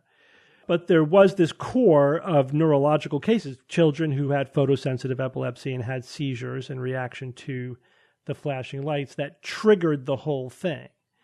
So for me, the question is Havana syndrome similar to that in that there may have been a couple of genuine cases which triggered the whole thing? Or is it 100% psychogenic that was sort of triggered spontaneously, or maybe by innocuous cases, people with migraines or benign positional vertigo or something else but there are zero cases of some kind of an external attack. So how do we distinguish between those two things? Well, look, when I first heard about this in August of 2017, my reaction was, wow, American diplomats in Cuba are being attacked with some type of sonic weapon. The story seems plausible. And the popular story is that neurologist Bob Bala, who I wrote the book with, and myself, are basically idiots because we say it's all psychogenic illness, because psychogenic illness doesn't cause brain damage, white matter tract changes, and hearing loss. First of all, none of those conditions were demonstrated. But secondly, we have never claimed that all or even most of the victims of so-called Havana syndrome are suffering from mass psychogenic illness or functional neurological disorders, although some, I think it's safe to say, are. To understand what has happened, forget about all this stuff about sonic weapons and microwaves. You have to go back to the beginning and deconstruct the events as they occurred. You cannot do this in a soundbite. You can't do it in a news article or a congressional hearing. That is what happened yesterday, where you just get one side of the story to score political points. Let me tell you how this all started. And I believe that when your listeners hear the full story, they will begin to look at this episode in a different light. So you have to go back to 2015. Barack Obama opens the American embassy in Havana, and American diplomats and CIA agents are sent to Cuba. But before they went, they were counseled by State Department personnel to be alert and to expect harassment. Because when U.S. diplomats were in Cuba in the past, they were aggressively harassed. This was so pervasive that it became part of CIA folklore, and it's well known in the intelligence community, and reports have been written about it. So people would wake up in the morning in their home in Havana, a diplomat or intelligence officer in the past, and they'd go downstairs, and there would be cigarette butts on their kitchen table, and they didn't smoke. There would be dog poo on their kitchen floor, and they didn't have a dog. Books would be rearranged on their shelves. You'd park your car somewhere, and someone would park behind you within 2 inches, and you couldn't get out. So this was their way of letting you know that we're watching you. So when the diplomats and undercover CIA agents arrived in Cuba in 2015 and 2016, they found themselves in a hostile foreign country being constantly surveilled. And this environment created a social paranoia, causing them to be in a high state of alert. In late 2016, a group of CIA officers who were undercover were living near one another in this posh neighborhood of Havana when one of them was walking outside of his home, and he was with another officer, and he heard this sound, and he thought it was odd, and he said it was like a beam of sound being pointed at his home. In weeks past, there was a lot of speculation about this, and then he had a headache, ear pain, and he had some difficulty hearing. So in December of 2016, he went to the American Embassy Clinic.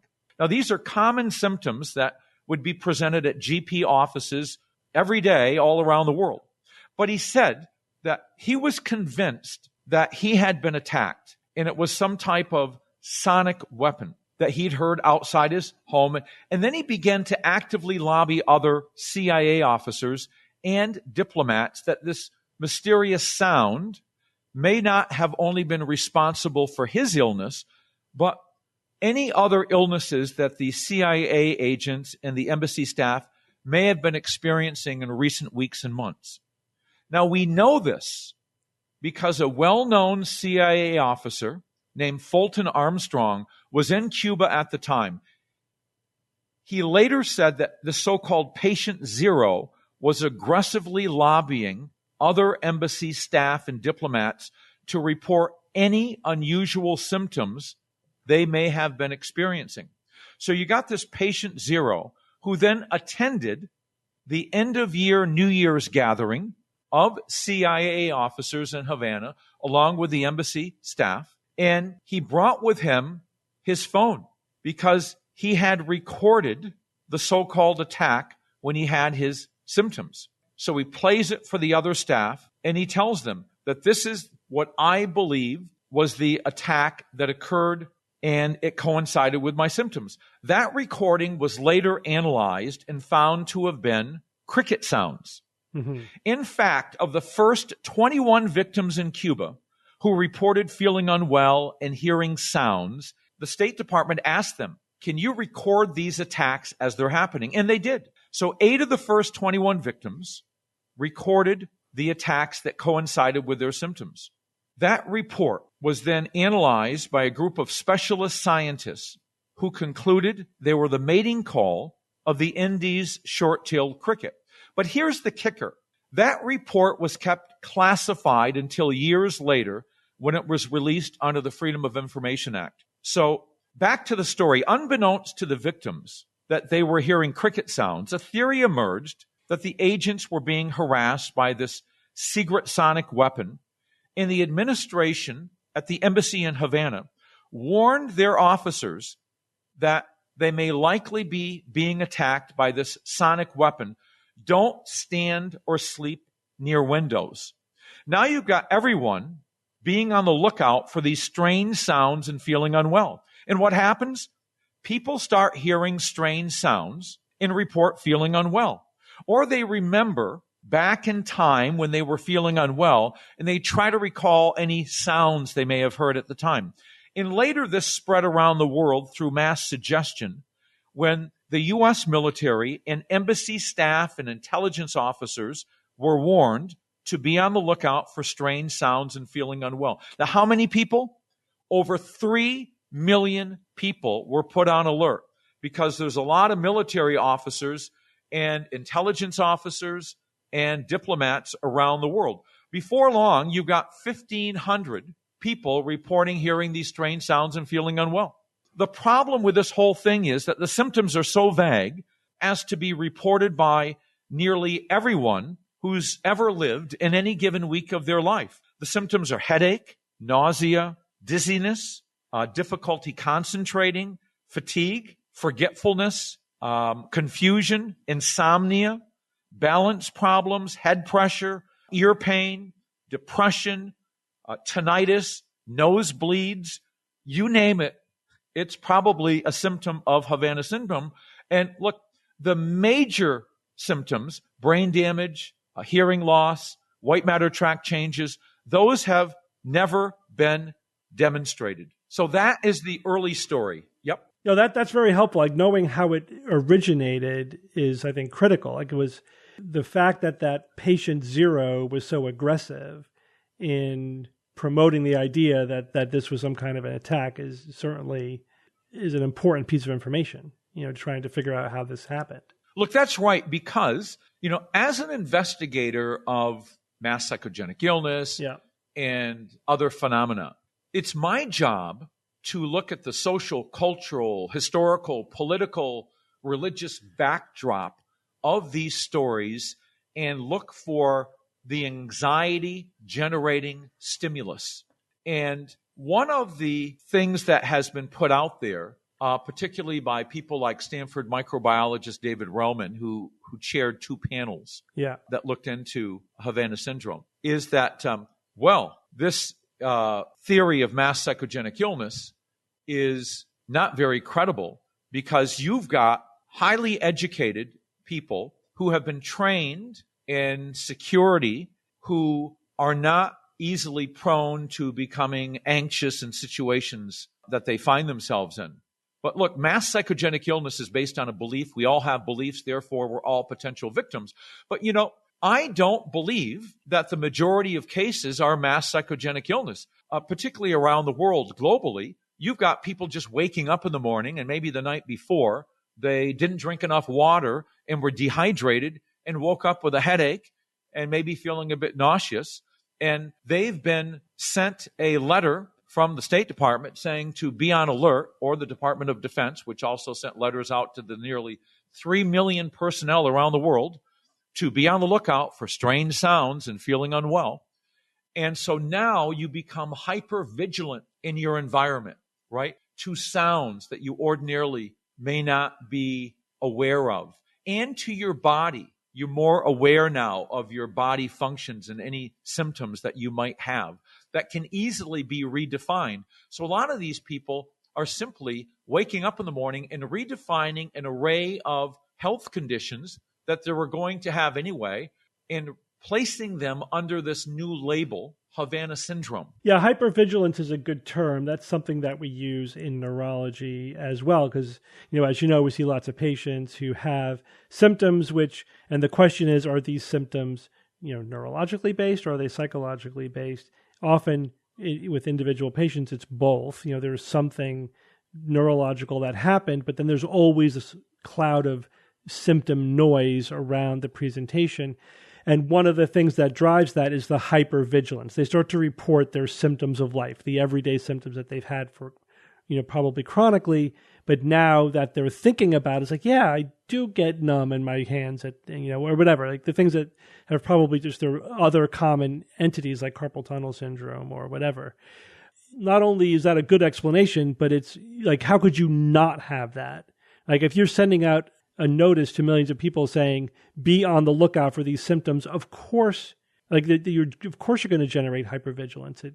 You can't avoid it. Yeah, look, that's right. And, part of this whole thing is the studies in JAMA in 2018 and 2019. Yeah. Now, I'll tell you something that a lot of people aren't aware of, and that is when the original study was done in 2017, and they tried to publish it in 2018 in JAMA, and it did come out. In 2017, my co-author, Bob Ballo, who is a leading authority on the vestibular system dealing with spatial awareness and balance, Bob Ballo was sent the article for review from the JAMA editors. And Bob looked at it, and he rejected it on a number of grounds. And they published it anyway. And Bob was really surprised by that. Then he eventually contacted me. And now, when I say a lot of the victims didn't have functional neurological disorders, in my view, or weren't suffering from mass psychogenic illness, which is a form of functional neurological disorder. When I say something like that, it's also important to know that when you look at the first JAMA study, I think it's clear that the cohort in Cuba, the first couple of dozen patients that were looked at, were likely experiencing functional neurological symptoms. And the JAMA study made their conclusions, and it got published, and the news media picked it up as brain damage. But if you look closely at the JAMA study, what you find is they did not demonstrate brain damage. They said that they were brain anomalies. Mm-hmm. There's a difference between brain anomalies and brain damage. And these are the same type of anomalies that you would expect to find in a group under long-term stress. Now, why would they be under long-term stress? Because when they went to Cuba, they had been counseled that you're going to be surveilled 24/7 and be on the lookout for people doing things to you. And then later they're told that you're being targeted with a sonic weapon and don't stand or sleep near windows. So I think under any standard, that type of counseling is likely to engender anxiety. And that went on for months. And if you look at that study, one of the things they said was that they could not, the symptoms were not so severe that they couldn't have been engendered by other means, like, for example, just through normal variation. So that tells me that they were not that severe. So they're talking about the symptoms themselves? Well, the symptoms and the what they got on the brain scans. Okay. They were saying that the symptoms were not so severe that they couldn't have been potentially caused by individual variation. Mm-hmm. That was one of the things they noted in the study. Yeah, and as you know, the findings did not replicate on a follow-up study that was published not too long ago. In terms of the neurological changes, at this point, we can say it has not been established that there is any objective changes, in neurological findings in the brain associated with Havana syndrome. Yeah, and that, one of the problems here is this is such a big topic to take in. Yeah. Like it took us years to wrap our head around it. I mean, you've got to be an expert in physics and sonic weapons, microwave weapons, insect mating calls, functional neurological disorders, psychosomatic illness, vestibular disorders. This is why I think it's taken the intelligence community a while to figure this out. But they have. The FBI figured this out back in 2018, but that report was kept classified. Just like that report with the analysis finding cricket sounds, that was kept classified too. And publicly, you had politicians in 2017, 2018, 2019, 2020, 2021 coming out and saying, oh, we think these are attacks. And I think they're trying to score political points. But they would have been familiar with the Jason report, which is the one with these specialist scientists that concluded that they were cricket sounds. And they would have been familiar with the findings of the FBI, which were leaked, the conclusions leaked to a journalist, in which they concluded that mass psychogenic illness played a major role and there wasn't a foreign adversary. Now, the FBI report's never been released, only leaked. And the Jason report was gotten in about 2021, maybe September, through the Freedom of Information Act. But again, you had reports being publicized that were suggesting the possibility of pulse microwave radiation and some foreign adversary, like the Relman panels. They were being released publicly. The ones that were skeptical, they were being withheld. So that's why I say, when you look at Havana syndrome, one of the problems has been science being mixed with politics. So why were the reports skeptical of Havana syndrome withheld? That's a good question. I think it's because you've got politicians going on record saying that they, like Marco Rubio in Florida, suggesting that this is a real attack, that the Cubans were involved, either with the Chinese or the Russians.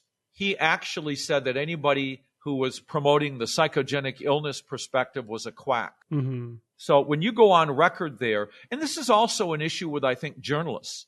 You've got journalists, well-known investigative journalists like Adam Intos, who's written for the New York Times and the Washington Post, giving really one-sided analyses over years. And now all of a sudden, you've got the intelligence community coming out in March of 2023 and concluding it is, quote unquote, highly unlikely a foreign actor was involved.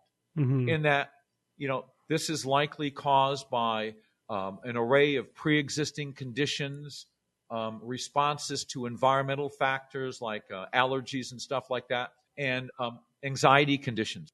How about other countries being involved in disinformation about this to make people think that it was done? Well, I think Russia's sitting there. Is this really hurting their cause to have the Americans on edge and spending all this time and money and resource throwing it down this rabbit hole?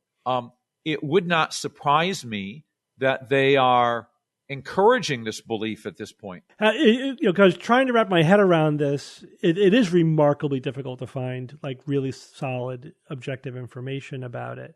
Like, for example, I agree that the sonic weapon thing is probably not technologically plausible, although every resource I find seems to think that like a microwave weapon is plausible. I don't know if you came to any different, which says nothing in and of itself about the nature of Havana syndrome, but just that one question: is it even possible that? You got to go back to that movie, The Men Who Stare at Goats, right? Yeah. For 20 years, the U.S. government, from the 1970s into the early 1990s, investigated in research the possibility of remote viewing, right? And then finally, they shut it down after 20 years because they concluded there was nothing to it.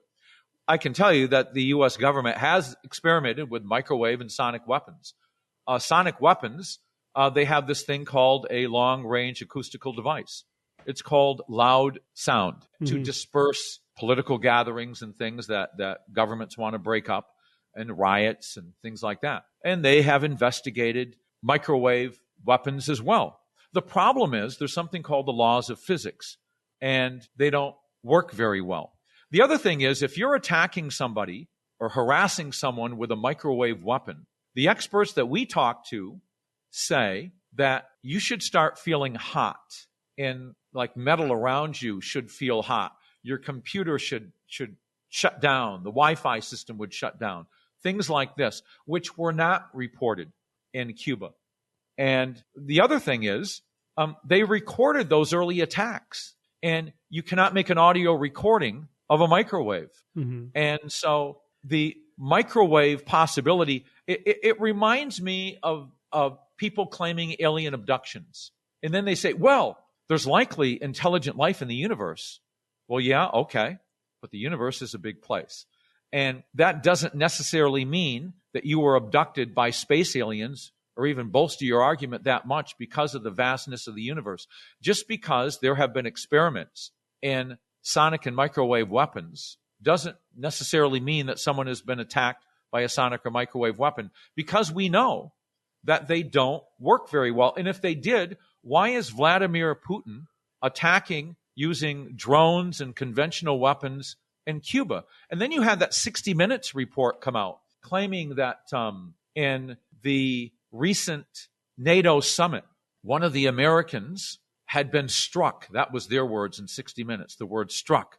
And he had symptoms of Havana syndrome, but we're not told what they were. Well, when they're so vague, it's quite meaningless. But Vladimir Zelensky was at that conference, that summit. Why not target him?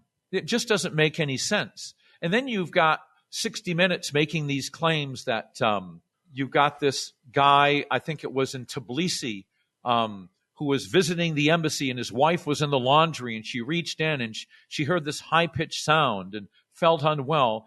And then she looked outside, and there was a car parked in front of her gate.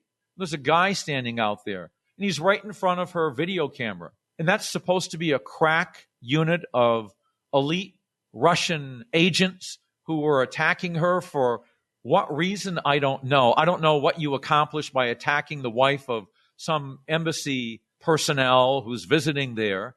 I mean, it just doesn't make any sense to me. Yeah, I think in terms of the microwave weapon, the most important detail that you mentioned was the absence of other findings that would have been present, such as the heating up of anything, metal, or the interference with Wi-Fi and things like that. If the markers of a microwave weapon were absent, and that's pretty telling. Yeah, and the big thing driving this, I think, partly now, it's some embarrassed reporters who are desperately trying to find information that supports what they have been claiming for a number of years.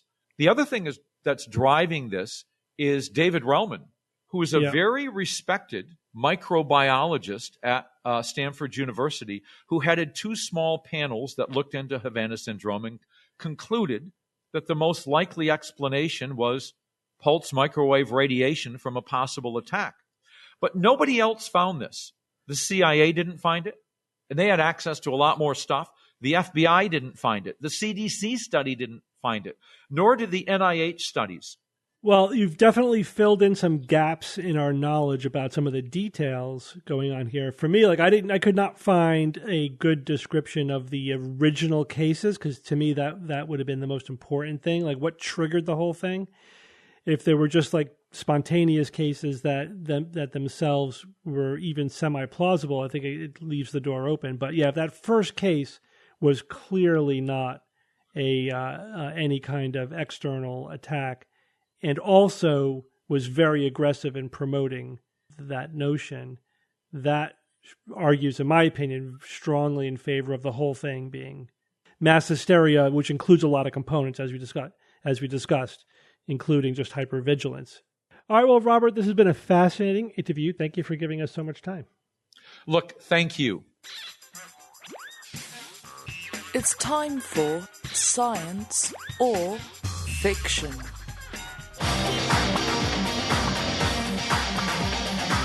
Each week I come up with 3 science news items or facts, 2 genuine and 1 fictitious. And then I challenge my panelist guests to tell me which one is the fake. We have a theme this week. The theme is animal eyes. So all facts about the eyes. There's one eye in the word animal. Thank you. Of animals. Here we go. Item number 1. The 4-eyed fish has 1 pair of eyes for viewing above the waterline and 1 pair for viewing below the water. Number 2, reindeer are the only animals whose eyes change color seasonally, changing from a gold turquoise in the summer to a deep blue in the winter. And number 3, owls do not have eyeballs. Their eyes are more mushroom or cylindrically shaped. Kara, go first. I don't know. They all sound plausible, but also ridiculous. Mm-hmm. The 4-eyed fish, like the one from The Simpsons? That's a 3-eyed fish. But oh, you're right. It did have 3 eyes. Maybe in the future it has 4 eyes.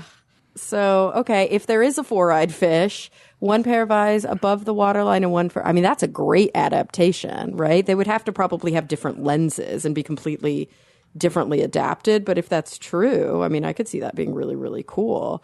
So, yeah, I don't know. I like that. Reindeer with the only animal whose eyes change color seasonally. I mean, it seems pretty cool that their eyes would change color seasonally. Gold turquoise in the summer to deep blue. That must have something to do with like the filter of light at those latitudes. So, I mean, I could see that, but the thing that bothers me about that one is that it's the only animal, because there's other animals that live there in the Arctic. And then owls don't have eyeballs? Okay, but obviously you specify. It's not that they don't have like eyeballs. They're just not ball-shaped. So, I don't know. Like, owls have really big eyes. Is that one the fiction? But what? That seems like a crazy thing for you to just make up. I'm leaning towards that one. Okay. Eye makeup. I don't know. I do like the 4-eyed fish above the waterline. I'm going to go with the reindeer being the fiction, that maybe it's not the only animal. Okay, Bob. Let's see. The 4-eyed fish, I'm wondering, why does it need to see above the waterline? What's it getting out of that? What's the advantage of, I mean, does it, I don't know, eat bugs? What the hell? That's weird. The owls, owls is bizarre. That's bizarre too. But, I mean, I could see how mechanically it could potentially work. But, man, it's between that and the reindeer one, because... So what? The reindeer can change... They change the amount of melanin in their iris depending on the season? What the hell, man? I can't do that. I mean, I've seen an owl skull, and that's a spherical shaped eye socket. Does that matter? Screw it. I'll say, damn it. All right. Reindeer fiction. Okay, Evan. Oh, I wanted to hear what Jay had to say first. Of course you did. These are all fiction. It's a trick. 4-eyed fish, come on. What, really? Why would a fish have to have eyes above the, as Bob was saying, eyes above the surface? What fish... It would have to, dwell a lot of its time on the surface to have that sort of adaptation? Is that, do some fish have that? And isn't that bad for their survival? If they they're going to get eaten by all kinds of things. This 4-eyed fish one is so wrong, which means it's probably right. Now, reindeer, only animals who their eyes change color seasonally. This one's a problem too. It's not like it's a, like some sort of camouflage advantage you get, for the changing environment. That doesn't matter. Does eye color adapt that way? I don't think so. Then the owls, I don't know about the owls. Eyes are more mushroom, I don't know. I have no idea about that one. It's also very strange. It's the 4-eyed fish one that's bothering me. more than the reindeer one. So I think I'll just go with the four-eyed fish, even though, I don't know. Just guessing. I can't see an advantage for a fish to have two eyes above the surface like that. Why? Why? Okay, and Jay. All right, I'm going to take these in reverse order. Yay! I hope that works out for me. I agree that owls do not have what we would consider to be like eyeballs. Like, they might look like that, but they're shaped differently. I agree with that. And reindeer are only animals whose eyes change color seasonally. Yeah, their eyes do change color seasonally. That's to help them deal with the different light intensities. And you know what? I will go back on the. I say that oh, wow, this is a tough one, Steve. I hate this because I actually know a little bit about each of these. Yeah, right? Knowing a little bit makes it harder. Oh, fuck. All right, the eyes for viewing above the... I know that that's true. I know it. I just saw a show on that.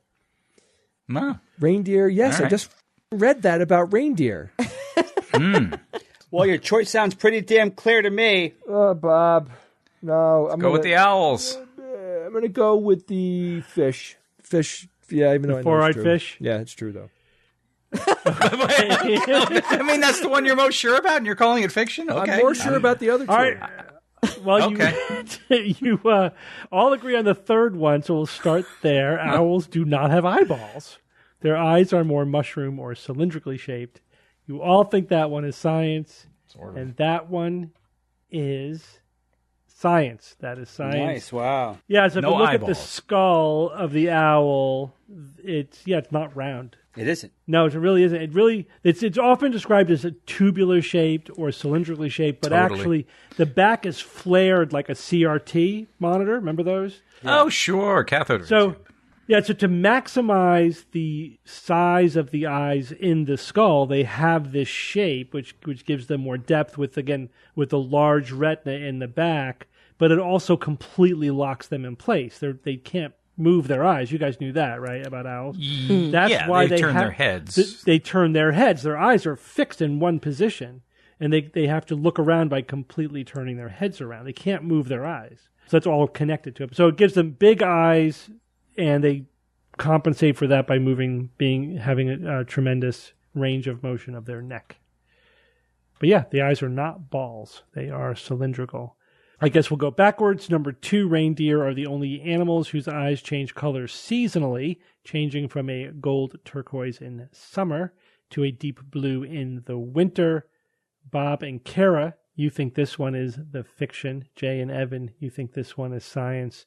And this one is science. Oh. Hey! So they're the only Good job. animals. That's cool. Jay, we fished it Yeah. out.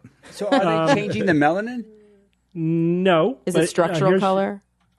It's structural color. Yeah, Yeah, cool. So the reindeer also are the only mammal that could see in the ultraviolet because Oh, there's a lot of neat. ultraviolet light bouncing off the snow. Basically, an adaptation to the extreme Arctic conditions that they're in. And what they believe happens, I'll read this from the abstract, it's very technical. A model is proposed to explain the reversible reformatting of the reflector by seasonal changes in the volume of the interstitial fluid within the two-dimensional photonic crystal of parallel collagen fibrils. So what they think is happening is the persistent pupillary dilation from low light levels in the winter causes pressure changes in the eye, which induce this conformational change in these collagen fibrils, which change their color. That's from cool. gold Wow. to deep blue. And they think it also helps them to see in the lighting conditions. light. Yeah, in the low light conditions of the winter, of the Arctic winter. Pretty cool. That is cool. Yeah, it is. All right, and that means that the four-eyed fish has one pair of eyes for viewing above the waterline and one pair for viewing below the waterline is the fiction. But Jay, yeah, there is a four-eyed fish, and they do have an adaptation to see both above and below I know. the water. I don't. They don't have four actual eyes. They don't have two pairs of eyes. They have one pair of eyes, but their pupil is divided up and down. How did I not catch this? What kind of fish has 4 eyes? Right. No fish has 4 eyes. In fact, no.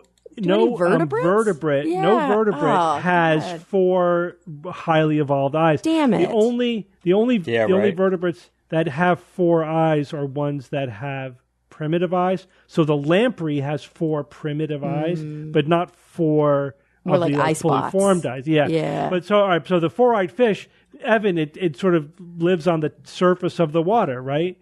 And so it has to see both above and below the water. So its eyes are adapted. The pupils are split. So like the above the water half of the pupil has a lens adapted for seeing in the air, and the Bifocal. it's like bifocal eyes, not 2 pairs of eyes though. So the 4-eyed fish is a misnomer. It's really just a split pupiled fish, if you wanted to be technically accurate. But Jay, like, you remember just enough about it to be confused by it. Mm-hmm. Yeah, I know. That's what's deadly about having a little bit of a memory about certain stuff, because all it does, it really should make all of us question how well we really know anything. You know what I mean? Absolutely. Yeah, absolutely. And the other thing is the Yes. tiny little details matter. They absolutely matter. I'm usually fairly deliberate in exactly what I say in these items. All right. Well, good job, Evan and Jay. Thanks. Surprising. Yeah. Evan, give us a quote. The learned fool writes his nonsense in better language than the unlearned, but it's still nonsense. Mm-hmm. Benjamin Franklin. Yep. I totally agree with that. We often encounter what I call sophisticated nonsense, right? Yep. It's very complex and may have the sort of the patina of academia and of scholarship, but it's still rank nonsense all the way down, right? Yep. Just with a lot of flowery language and more complicated kind of construction of what they're saying, but it's still nonsense. So yeah, I like that quote. And again, it just shows you, like, all this stuff we think we're figuring out for the first time, like in the modern skeptical movement. Every generation went through this. That's true. This is the same crap that everyone's been dealing with. Just repackage it. It's remarkable. Right. And Ben Franklin was a skeptic of his time. Do you know who he debunked? Oh, a Mesmer. Anton Mesmer. Yes. Makes sense. Cool. Yeah. Yes, he did. Oh, yeah. Oh, yeah, because he was also like a hobby inventor. Yeah, he was a scientist. Oh, he was a lot of things. Yes. Yeah. Yes, he was. Fascinating. Read the book by Walter Isaacson.